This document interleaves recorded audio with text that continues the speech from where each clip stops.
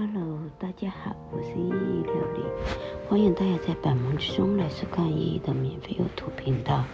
今天呢，依依就给大家分享一个非常治咳嗽、润肺的一个汤，还有呢含有非常高的胶原蛋白啦，对一些就是说石头哥退化的人士呢，也是一个非常好的一个汤水。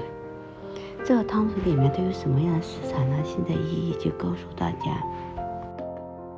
现在呢，食材中呢有陈皮啦、气丝啦、花椒啦、南北杏，有枸杞子，有龙眼肉，还有元贝，然后加上呢就是鳄鱼肉的另外一个部分的排骨头这样子，鳄鱼肉排骨头这样子。食材呢就是这么多了。首先呢，我就准备了一块陈皮啦，陈皮呢就对这个咳嗽啊也是它有止咳化痰，还有呢陈皮呢可以健脾胃，经常呢有胃气啊，或者是胃经常顶着呢，喝了放陈皮的汤呢，就会呢这个胃消化系统就会好很多。花椒呢，我就用了这个比较便宜一点的花椒，就是说这个花椒呢，它呢煲出来的汤呢，它很有那个花椒的味道，只有它有淋的感觉，就是说这花椒也是很不错的。如果你煲就是说炖奶呀，或者是煲一些糖水呢，放这个都是很不错的。对一个就是说最比较实惠一些嘛，在家庭处就是经常煲放一些，这些都是很不错的。它对那个我们的布洛格或者一些关节的退化呢，或者腰的退化呢，都是非常起一个很好的作用的。可以补充胶原蛋白。当你的胶原蛋白够好的时候呢，你的布洛格啦，或者那些腰退化呀，或者关节退化呢，就会没那么痛的。所以说平时煲汤经常摆一些胶原蛋白比较多的一些食材呢，就是对这些是比较好的。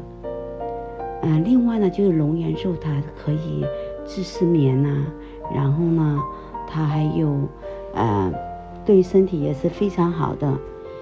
次是呢，就是说它有补肾的功效。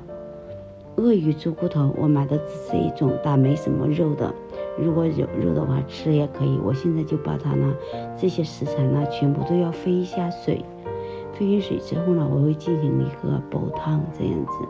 这个汤呢也不需要煲太久，我就用中大火煲了15分钟，滚了之后呢再煲1个小时零20分钟就可以的了。我还准备到五花果，五花果呢也是有润肺的功效。